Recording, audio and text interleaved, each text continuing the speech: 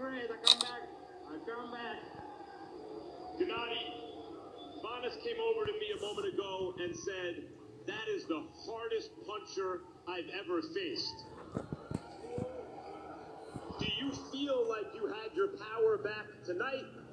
Why weren't you able to do this in your last two fights? Excuse me, give me a chance. Just I want to first of all, thanks. Thank you very much. Thank you very much, my friends from Kazakhstan, my family, and of course, my all fans of the world. Thank you very much. It's huge support. And of course, yeah, Vanes, he is a very good fighter. He punched me a couple of times, you know, just after first round, I said, this is serious business. This is serious fight. Serious business. Hey, no Max. At the end of the first round, and you came out all business in the second. Absolutely. This is my second round is all business. First round, just I'm looking just his strategy because I know his team, but it's a good team. Congrats, and just second round, and this is true business. Given the date at which Canelo had to pull out of tonight's fight that was supposed to take place in Las Vegas. Brrr. The crowd. Last-minute replacement opponent. Vanes has a name. He's a good fighter. He's a known fighter. He has a pleasing style, so it's understandable that he's a replacement opponent. But now this fight is over. The middleweight division is chock full of opponents who suddenly seem willing to fight you. What do you want to happen now? I want everybody. First of all, this is belt. This is Cinco de Mayo. Thank you, WBC family. This is big gift to all people. So, congrats, guys. Just Cinco de Mayo forever. Is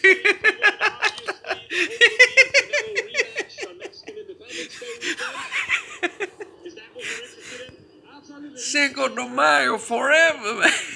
Are there any other middleweights out there who you'd be interested in making a fight with? Doesn't matter for me. I'm still champion last 9 years. Just I have a lot of belts. Just guys, just come and just take my belt. But the reason I ask for names now is because a couple years ago, the division didn't have a lot of interesting fighters. But now Daniel Jacobs has made a real name for himself. Charlo is there. Andrade's around. There are suddenly a lot of good fighters in the division. Are there any of those named fighters who are elite fighters that you would like to fight? Hopefully, we're very soon see you this fight with these guys. It doesn't matter for me. With who? To clean out the division. Absolutely. Absolutely. Thank you very much. Good to see you. There you go. Hope to see you. There you go. Max Kellerman. In the ring with Canelo. Max Kellerman did a decent job there. Shout out to Max Kellerman. Support and congratulations for Cinco de Mayo. Thank you, guys. Jim. The gracious as always, Gennady Golovkin. Another look at the knockout sequence. This is a traditional angle replay. Then we're going to take a look at another one. But once again, run us through what Yeah, they were saying he might have hit him at the end of the while he was on the ground. Oh, he kind of his knee was down. And it looks like he landed a shot. So he did land a left hook while he was down. He's down, and he lets the left hook go, and it lands on the back of his head.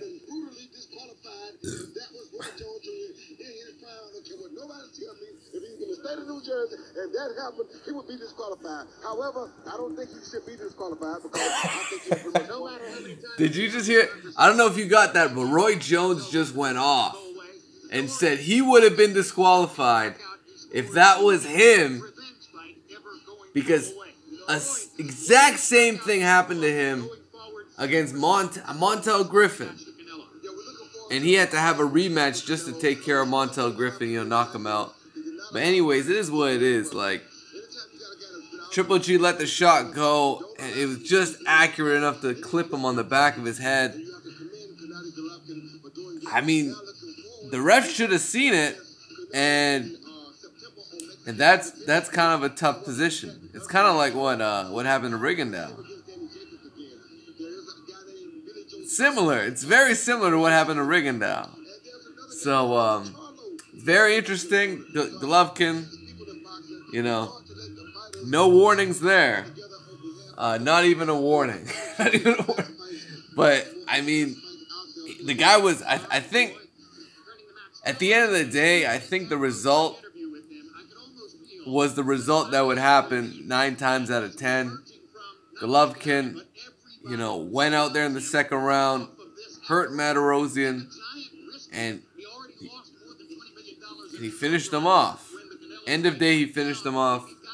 Golovkin knocks out Matirosyan in 2 rounds. I mean, not like we didn't all see it coming, because we did. But it is what it is. Hopefully, one name that was not mentioned, Derevyanchenko, the IBF mandatory. The lesser known of all those guys is actually the mandatory that's up for rotation. And the IBF is looking for Golovkin to fight Derevyanchenko. So, or else he will be stripped, by the way. It's funny. It's funny how that Mexican title is the one being shown and all the other belts were cast to the side. So it seems like Gennady Golovkin has more respect for the WBC branch than any of the other sanctioning bodies. And Golovkin just might get stripped by the IBF if he doesn't fight Derevyanchenko. So we'll see what happens. I'll let Max Kellerman finish it up. He didn't go for broke. He didn't get in there the way Chavez did against Rosario and stay in there. He kept them at arm's distance. Because you got to be careful with guys like Daniel Jacobs and obviously Canelo Alvarez. They can box, they can punch, they're elite for a reason. But I want to show you something tonight. You just saw the replay earlier. I want you to see it again. This is Triple G tonight against Vanes Martirosyan. He has Martirosyan against the ropes, and this is how he attacks a fighter where he feels he doesn't need to worry as much about what's coming back. He goes in to end the fight.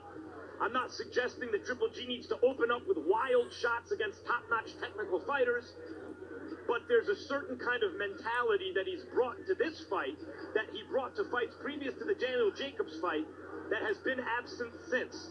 Is it because he is now fighting in Jacobs and Canelo top-notch fighters and Martirosyan is more similar to the fighters he just plowed through?